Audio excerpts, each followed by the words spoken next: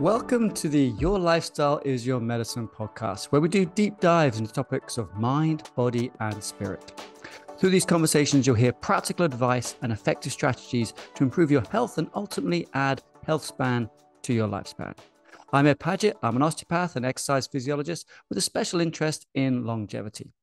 Today, my guest is Dr. David Rosensweet, a clinical physician who teaches health professionals about the treatment of women in menopause using bioidentical hormones. His book, Happy, Healthy Hormones, How to Thrive in Menopause, looks at bioidentical hormone treatment that changes lives, relieves symptoms, increases energy, improves sleep, libido, and the protection of bones, brains, and muscles. Individualized treatment is crucial for every woman's hormonal needs, and it's unique to her. He calls this the menopause method. And we're going to do a deep dive into exactly how he does this and how he discovered it and what he does in this podcast. So stay tuned. You're going to learn a lot.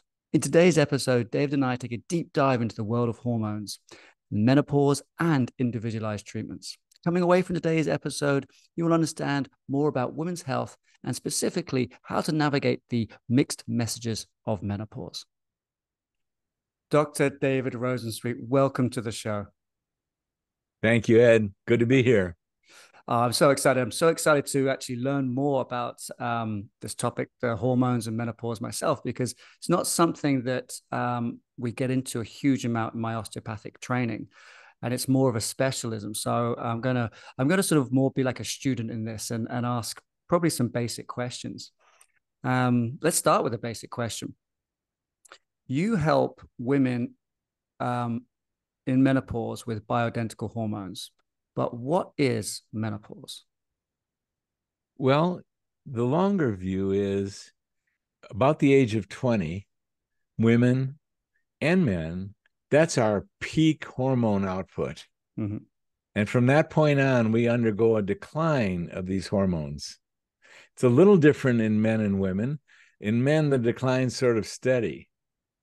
In women, the decline is there, and then there's this abrupt stoppage, but then the decline continues. So, although they try and define menopause as a specific thing, it's a never-ending process of loss of the most powerful biochemicals in our body that influence so many different things. So, it's really about the gradual loss that takes place. And is that consequential? Mm-hmm. And it's enormously consequential because back in for a couple 100,000 years, we didn't live through menopause. There was no menopause. There was no andropause. We just didn't live that long. But now we've been living so much longer, and yet genetically we're designed to stop having kids. And that's the moment of significant hormone decline. But as a doctor, I've been able to treat people of all ages. Mm-hmm. In the womb, I delivered babies for a long time, and people in their 80s and 90s. And here's what I learned. Well, I was taught this in medical school, but I observed it. As people age, most people lose. Big stuff. Mm-hmm. Not everybody loses big stuff, but most do. So much so that in the United States, for example, there is an abundance of assisted living facilities and nursing homes.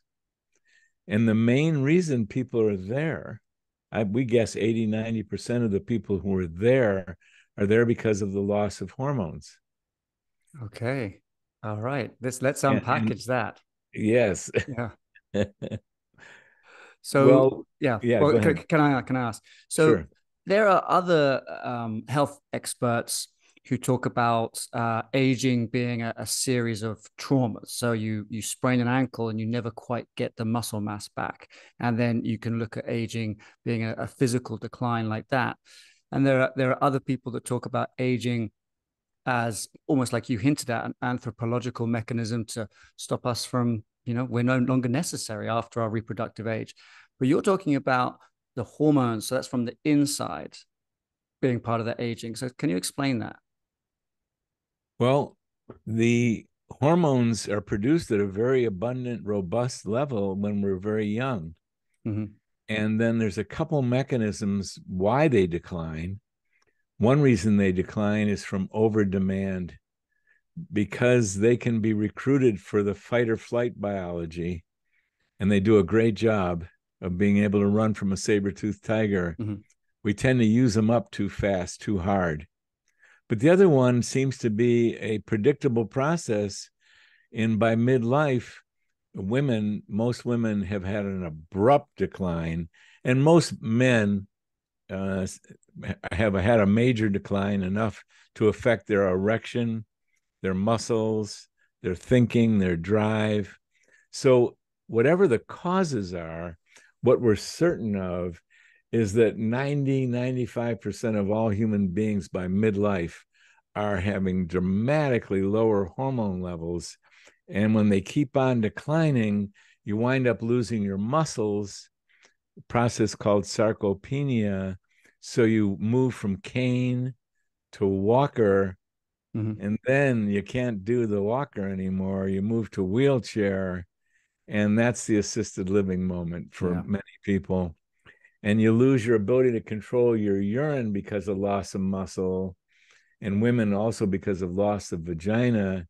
And then you're in adult diapers, and so many women and men lose their ability to think clearly. Mm-hmm. They lose their cognitive ability, so much so that there's an epidemic of dementia.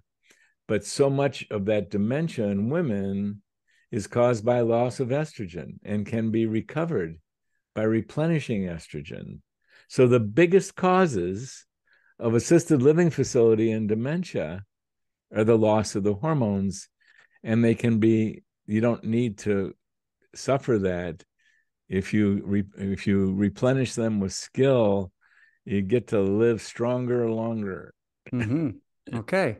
Well, let's talk about how, or actually, let's talk about why you even got into this field. Like you mentioned that you've treated people in their 80s, you've delivered babies.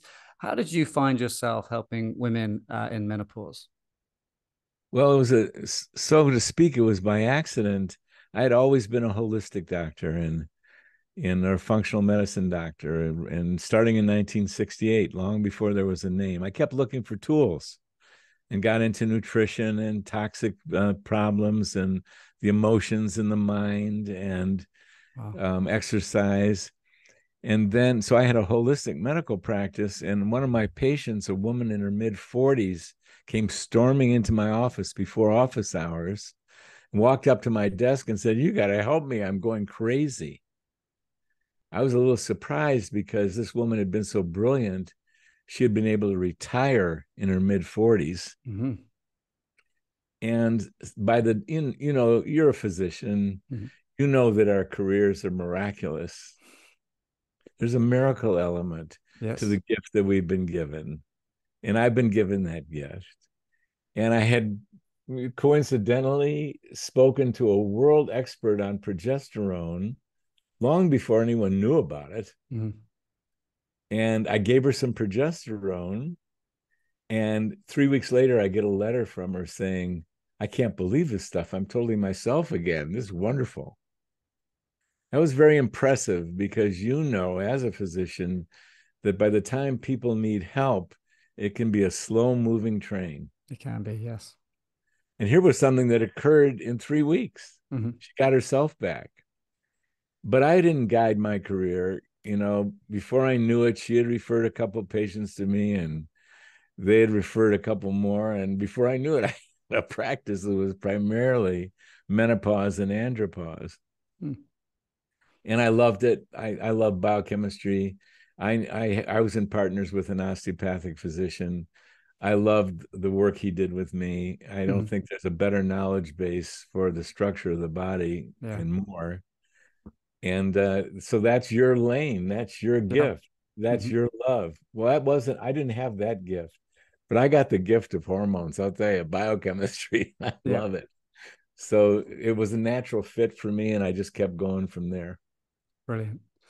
And so we've mentioned andropause and menopause, but what is andropause? Well, the men have their peak output of testosterone at 20, and then they decline. Mm-hmm. And we didn't know much about it. we didn't know as much about the decline until Viagra and Cialis came out. Mm-hmm. And all of a sudden, they become some of the most popular drugs ever. And we learned that there was a lot of erectile dysfunction going on. And the main reason for erectile dysfunction is loss of the testosterone. Mm-hmm. Now, men also lose our muscles without testosterone, lose our drive, lose our mood, lose our thinking ability. But men undergo the same decline, and it's as consequential. Mm-hmm. And men wind up with canes and walkers and wheelchairs primarily because of the loss of testosterone. Mm-hmm. Okay. And there's another term, perimenopause, which a lot of people, my sort of female friends my age, are talking about perimenopause and their perimenopausal symptoms. What's that? Well, again, starting at 20, when these hormones decline, they are the most powerful biochemicals in our body, but most women don't feel the decline Mm-hmm. until they get into their mid 30s, where some of them start feeling the consequence of not enough estrogen and not enough progesterone and not enough testosterone. By the mid 40s, a lot of women are feeling those consequences, Mm-hmm. and they start getting into irregular periods. They start getting into mood issues, but they're still having periods. And that's called the perimenopause. Right. But I'm not real excited about those terms, but it's a real and erratic time for the woman Mm-hmm. because as her hormones have declined, her brain and pituitary, so to speak, say, oh no, we got to have babies. They try and stimulate the ovaries by pushing out a lot of pituitary stimulating hormone called FSH and LH. Mm-hmm. Mm-hmm. And you get these high levels, but the ovary can't keep it up. So you get low levels. And then the pituitary pushes the ovaries again, high, low. It's very erratic. So it's a little nerve wracking for women in this hormonal change time. Mm-hmm. And so we encourage women, boy, as soon as you start not feeling good, take this one on. Right. So Get some help. that explains where some women in their mid 40s will have these irregular periods and spotting and all sorts of strange menstrual flows that they hadn't had for the previous, 20 years. Yeah. Yeah.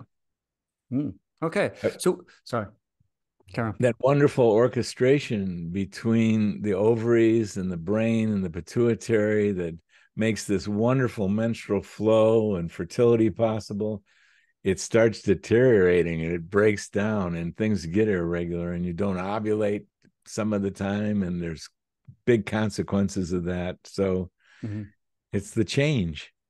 Yes, the change. And some of my patients have also talked about you've mentioned their mental abilities going, but it's not just their ability to think, it also makes them feel like they're going crazy. Can you explain that a Yeah. little bit? Well, the ones that go towards the crazy, these are mood hormones. Mm-hmm. They're the most powerful biochemicals we have. And a lot of women, especially, also men, they start getting into anxiety Mm-hmm. that they never had. Like they're good women, strong women leading good lives, but they lose their progesterone in the perimenopause. And progesterone is the great calmer. Right. Most of the other hormones are animating, they're fight or flight hormones, not progesterone. You take enough progesterone, if it was given to us, IV or women, the right dose, we'd be put to sleep so deep that surgery could be performed on us. Wow. Okay. Progesterone is the great calmer. When you lose that calm, a very common complaint in midlife women is anxiety. When there's no, life is stressful, but they're strong. This is unusual anxiety. It's like, why I shouldn't feel this, or they get depressed. Mm. So loss of these hormones, and they're also the feel good stuff. When we men lose our testosterone, we become grouchy old men, irritable, not as strong, not as alive, not as vital. Vital. Yeah. Yeah. And a little depressed. I mean, men can get depressed midlife. Mm-hmm. Yeah. Well, I think there's that phrase, isn't there? That midlife crisis. Maybe that's part of it. It is part of it. Yeah. The biology's not there. Mm-hmm. So your biology is letting you down or changing, let's say, and also midlife, other things that externally can be changing, and then that is a bit of a double whammy for a lot of men and women in their midlife. Yeah. So how do you treat what like? Well, I'll back up slightly. In the UK, where I'm from originally, we have HRT, and I'm sure we have that in the US as well. And I remember reading about how potentially the HRT that they've been giving women could be causing more breast cancers. And then there's the bioidentical hormones. What's the difference between those two things? Well, the hormones, human beings have been treating others with hormones for 1,000 years. Okay. The Chinese aristocracy used to have these outhouses for women and outhouses for men, and they would collect young women's urine. And in a different outhouse, they'd collect young men's urine, and they dry these urines out and put it into powders, and the aristocracy would take the powder because there are hormones in the urine. And in the Okay. 1940s, the pharmaceutical industry wanted to do something like that, but they collected horse urine because horses are very large with a lot of urine, and they chose pregnant horses Mm-hmm. because they have a lot of hormones, and they collected that. It was given the name Premarin from pregnant mare urine. They collected the they collected the urine and dried it out and put it in tablets. And in the United States, by the year 2000, there was 18 million American women on Premarin and Prempro. 40% of all American women in menopause. Wow. And that's HRT. That's traditional HRT. Okay. Now, in the 1980s, two different people, both of them friends of mine, realized that pure ovarian estrogens and pure testicular testosterone was available. It just wasn't widespread. And these two different, one was a pharmacist, another one was a holistic medical doctor, Jim Hertzer and Jonathan Wright. They decided to see if they could get the pure stuff. Hmm. And they did. And who they chose to work with it was these compounding pharmacies. Yeah. Brilliant. Compounding pharmacies are pharmacists that used to take the raw ingredients, the herbs, and mix it all up. And that would be well, they've been around forever. Those were the only kind of pharmacists until pills came along. Then there became pill counting pharmacists, bless their hearts. Mm-hmm. And these people who still have the interest in compounding, like in the United States, there's 7,000 compounding pharmacists. And they acquired the pure, molecularly identical, same molecule as the estrogen in the ovary, same molecule as the testosterone in the testicle, and they started putting it up in gels and creams. Those are bioidentical, same molecule. But I'd like to say that the big scare that happened in the early 2000s was inaccurate and false. Yeah. Right. Okay. Totally false.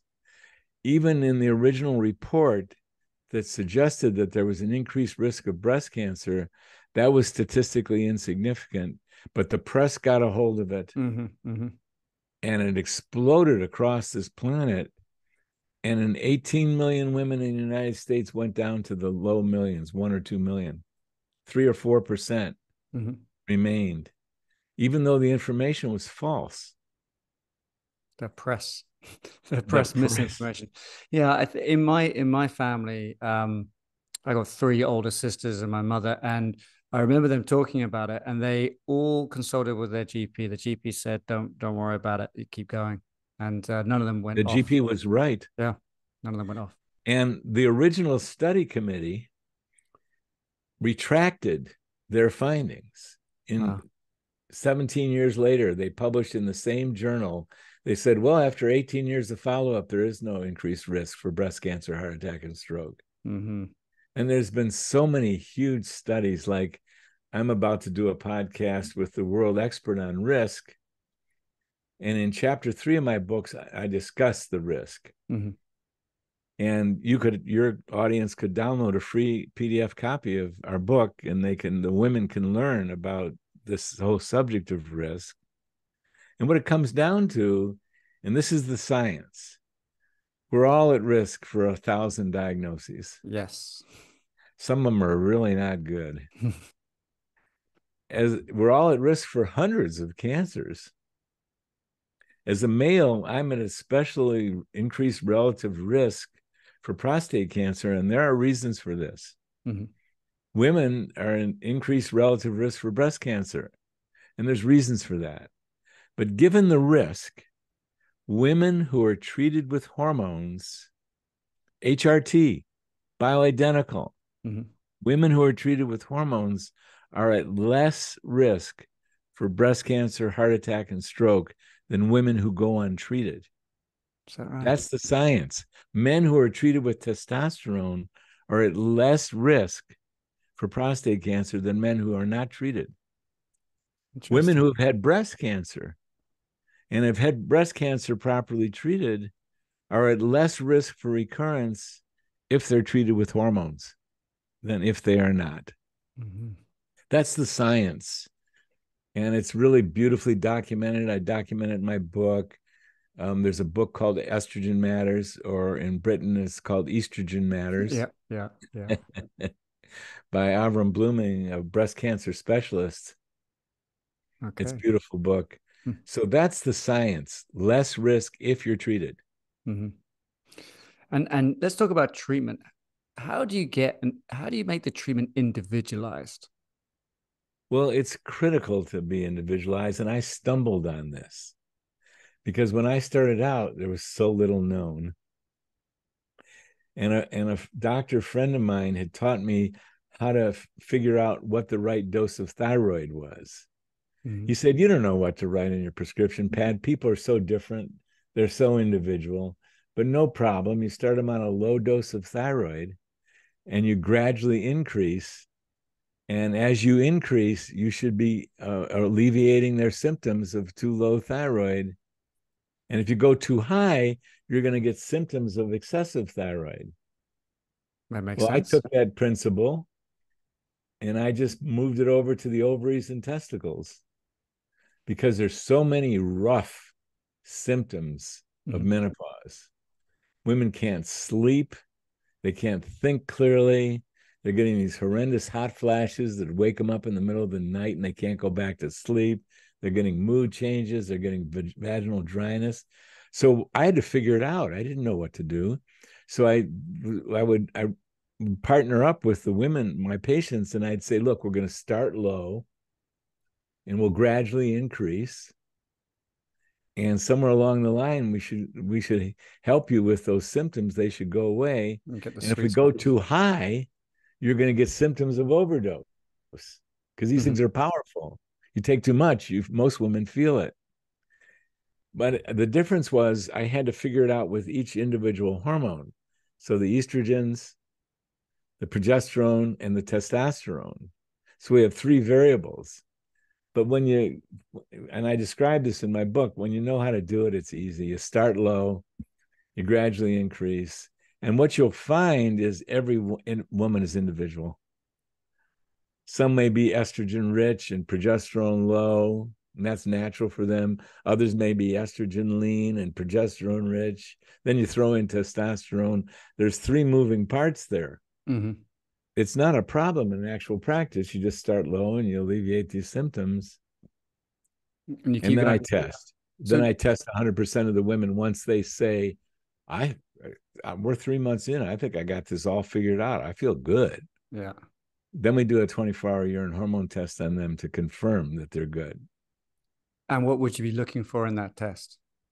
That the hormones are in the right zone.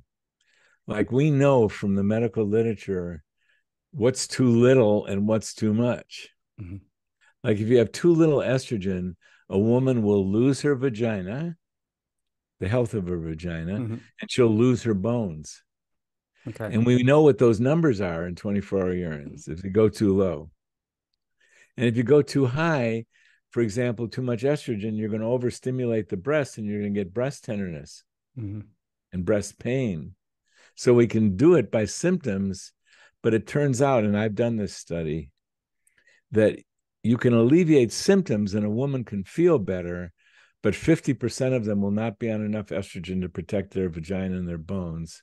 And 25% will be on too much so as to promote breast glandular cell proliferation, which we don't want.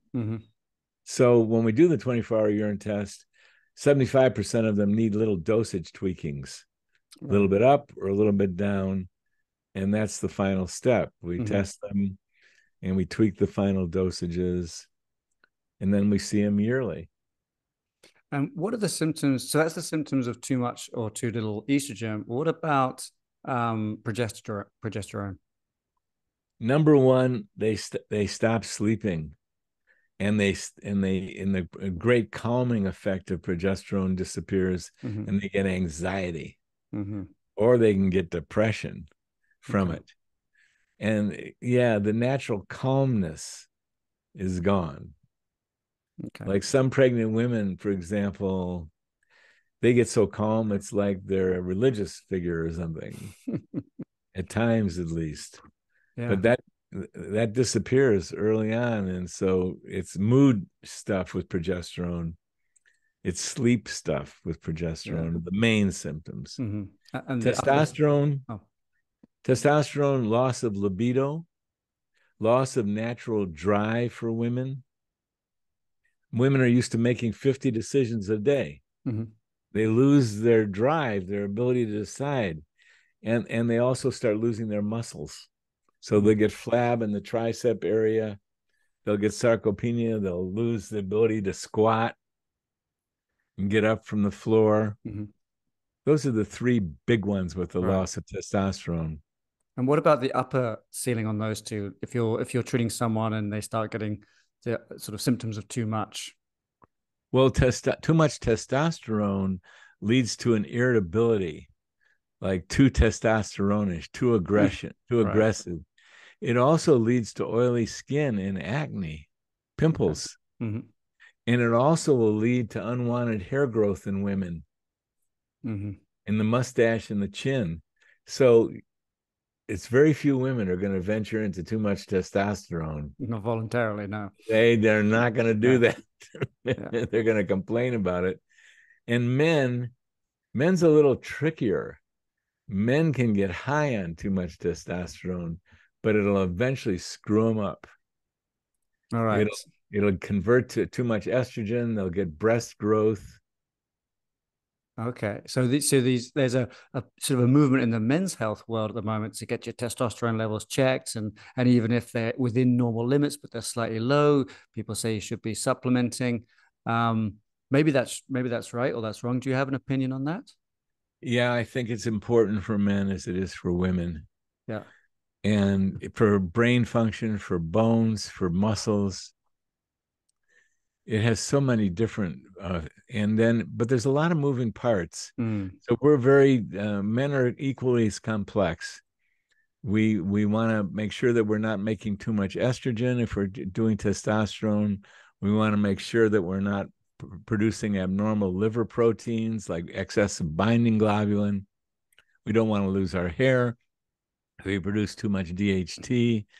We don't want to get too thick of blood. So we pay attention to a lot of different moving parts.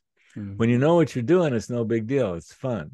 It's like if I walked into your office and I was complaining of skeletal things, you wouldn't stop to think, oh, gee, I think I better take out my book and figure out what to do here. Yeah. You would just go to work and you'd feel it. Well, it's the same. It's a very similar thing. Someone comes in, they tell you what's going on, and you know what to do if you've been trained and you have experience. So you mentioned that the original compounding pharmacists put this into gels and topical treatments. Why is there not an oral treatment or other methods? Well, originally, the hormones went into oral. Like the Premarin pregnant Mary Yeah. urine. Yeah. That was a pill. And what we learned with the birth control pill was that a certain number of those women got blood clots in their legs, thrombophlebitis. Some got pulmonary embolus. Some died. Because when you give a steroid hormone orally, like estrogen, it goes right to the liver. And 80 to 90% of it gets immediately dismantled by the liver. So you need higher doses orally. And when that happens with estrogen, you wind up producing coagulation proteins and inflammatory proteins. Now, you can get away with it with most of the people, but most people don't like you to get away with something. Yeah. Estrogen given topically is safer, is the safest way to do it. It's the most elegant way to do it. Testosterone, you can hardly find oral testosterone because it can damage the liver. So you do not want to give testosterone orally. You want to give it topically, or men inject it is another way to do it. And then progesterone is okay to give orally, just progesterone. And DHEA is okay to give orally. We put ours in organic oils, the topical stuff. So you got one there. Okay. I do. Yeah. This is, we have pharmacists put it up in organic oils because you're rubbing this stuff on your skin. And the traditional way of making these gels and creams is to use strong solvents. And I'm a holistic doc. I didn't like the idea of strong solvents. Yeah. So we went on to develop and patent an oil delivery system with certified organic oils. What type of oils are there? There's a mixture of jojoba, borage, and evening primrose. Oh, no. And evening primrose is meant to be a good oil for menopause anyway. It is, yes. And why is that? Well, they all have their particular qualities. Right. But giving a woman evening primrose is not going to cure her menopause. No. You got to have the hormones. Yeah. But we chose it because of that reputation primrose has as benefit to women. What is that reputation? Like, is it founded on some facts or? Well, I actually learned and developed this formulation by speaking to a woman in the United States who's known as the oil lady. Okay. And she studied with someone in Great Britain. Oh. She learned everything she knew from a mentor in Great Britain, where she spent years learning about essential oils and oils. So once she told me, and I had already heard the reputation about borage and evening primrose, so I just said yes. You went with that. Yeah. And I'm just trying to sort of think of some other myths. Another myth I've heard of, or not saying that evening primrose is a myth, but another thing I wanted to clarify is that I did hear a while back that women in Japan seem not to get symptoms of menopause as much as women in the US. Is that true? I've heard this, and some attribute it to soy intake. Yeah, soybeans. Yeah, because soy and tofu and tempeh and stuff has these. They have precursors to hormones, steroid hormones.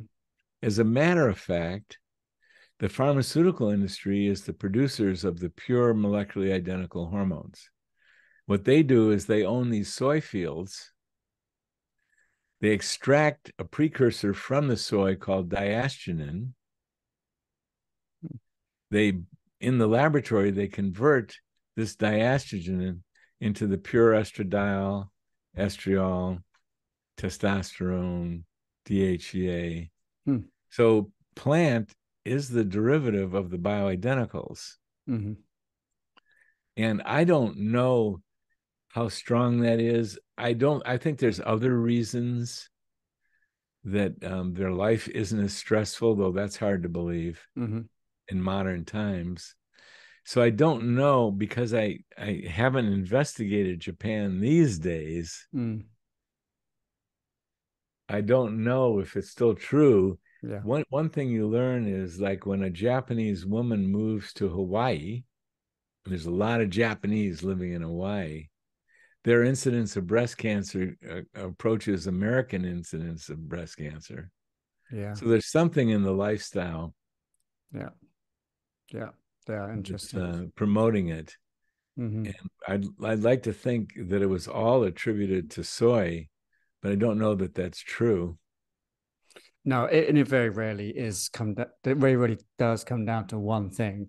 That lifestyle is that's huge. You know, the culture, the interactions with people, and it's not just the Japanese, is it? It's many different cultures when they come to the US tend to adopt the US sort of profile of diseases. So lifestyle is a huge one. That's it's a good point. I was thinking about lifestyle factors. So we talked about how the hormone replacements, bioidentical hormone replacements, can help a person um, hold on to their muscle mass, hold on to their sex drive, hold on to their mind, and so on. What do you see in your clinical practice as being one of the biggest benefits to taking bioidentical hormones? Well, it's a list, Mm-hmm. and it's very stark because I've chosen to work in this world to hear the original stories from women and men, how bad they feel Mm-hmm. when they lose these hormones. Mm-hmm. So the major benefits, there's the symptom benefits and there's the hidden benefits. Like, for example, for a woman to retain her bone, she needs estrogen and Yes. progesterone and testosterone. Huge. She doesn't feel the bone loss. Mm-hmm. Yet, in cause of death in the United States, that bone loss is number 3, fracture of the Yeah. hip. Yeah. And she doesn't feel most of the other stuff. Oh, she doesn't feel the protection of the arteries. Mm-hmm. Estrogen is very protective to the arteries. Mm-hmm.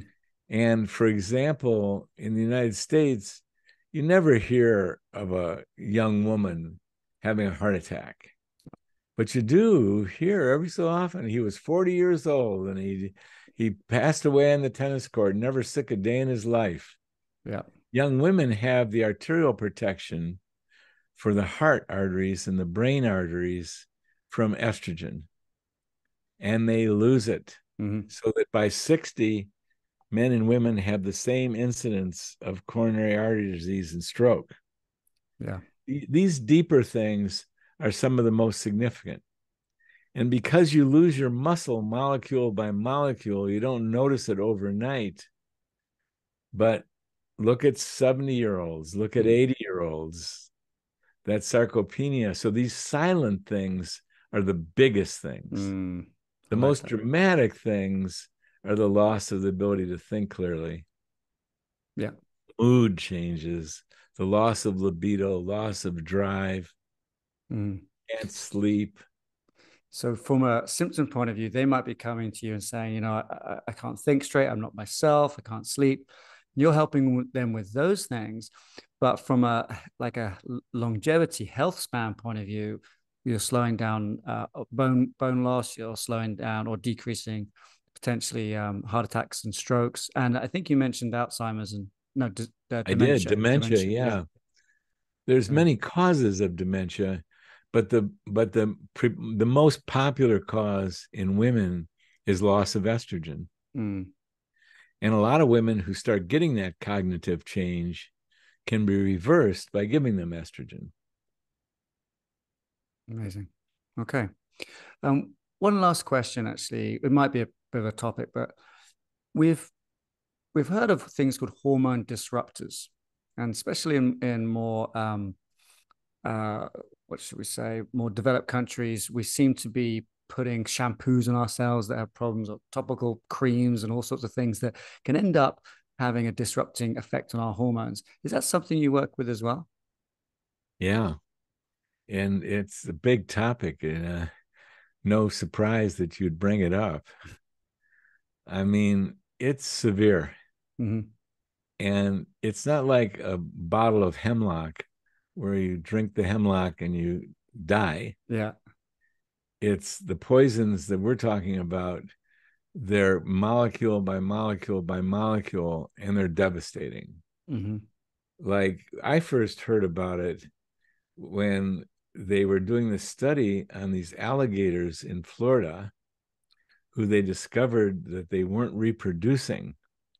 And not only that, they were getting ambiguous genitalia. Mm-hmm. The male alligators were losing their penis size. Mm-hmm. And what they learned is there were these hormone disruptors in a lake that fed the Everglades. They were being polluted. Wow. And it turns out a lot of the agricultural herbicides and pesticides mimic hormones. They Yeah. mimic estrogen. They bind to the estrogen receptor site, and that's why they're called hormone disruptors. And it's huge. It's enormous. I've even wondered about the challenges of gender ambiguity, although I know that's very big, complex Mm-hmm. topic. I don't want to go there. But the hormone disruptors giving women and men tremendous trouble from that's how they're interacting in our bodies. How Yeah. are they poisoning us? So Body, they attach to the receptor sites, therefore blocking that receptor to receive the estrogen or progesterone. So if you were helping someone and you're giving them a topical progesterone, bioidentical hormones, but their receptor sites are blocked, what do you do then? well, any recovery of health, one of the things that we want to evaluate is how's their nutrition Mm-hmm. Huge. and what's been their toxic exposure. And we find that some people have more toxic exposure than others. Mm-hmm. And part of a good healing program is going to learn how to detoxify those people, how to get those chemicals out of their body. Much easier to not put them in your body. Yeah. Though they're so hidden. But, if hormones aren't working right, or we start seeing when we're testing these abnormal liver profiles of how the hormones are being metabolized, we think in terms of there's been toxic exposure, there is hormone disruptors, and some people you have to go so far as to detoxify them as part of the process. Yeah. And there are relatively non-complex methods of getting rid of these poisons out of our body. And you're probably familiar with some of them, but it's a whole subject, detoxification. Yes, it is. It's not, I guess we haven't really got time to get into that today. That might be a second round potentially. But I wanted to see your thoughts on that, because it's like there's almost two ends of this. You've got the natural decline in hormones, and then you've got this artificial interruption of the hormones. And I wanted to see how your office and your methodology sort of treats that. And yeah, nutrition is going to be one of the main causes for sure. Yeah. Because that's where the majority of the poison's coming in. It's coming in through the food supply. Mm-hmm. Mm-hmm. The herbicides and pesticides are a disaster on this planet. Mm. And the remedy is, to the best of your ability, you got to eat like our ancestors ate. They ate organic. Our ancestors loved organic food. In fact, that's all they could get. Yeah. They couldn't get non-organic food. Yeah. So we got to eat like they did. That's it. It's a big challenge. And it is a big challenge. And the organic food is sometimes hard to come by, sometimes more expensive. And there are many different reasons that people can't do that to the best of their ability. But it's the dirty dozen. I don't know if you've heard that, the list, or there's the top 12 foods with the highest amount of pesticides in. And if you can avoid those dirty dozen, for my listeners, if you want to just Google dirty dozen foods to avoid it, there's brilliant websites that explain why those foods tend to absorb more pesticides. And if you can go organic on just those 12, then that's half the battle done. Good pointer. Thank you. I had heard that word dirty dozen, but I never looked it up. That's great. I'm going to do that. Yeah, it's not the Clint Eastwood movie from back in the 70s. Yeah, that's right. It's another thing. David, so how would people find out a little bit more about you? And you also mentioned this that you have a book that they could possibly read earlier in the show. Can you tell us about that? Well, the book is written for women in menopause. And again, if you contact Karina, she'll give you a link that you're for no charge, your audience can download that book. Oh, excellent. Thank you very much. Yeah. And to get a hold of us, there's several ways. One of them is you can just Google my name, David Rosensweet, Daved, Rosensweet, or one of our many websites is brite.live, BRITE.LIVE.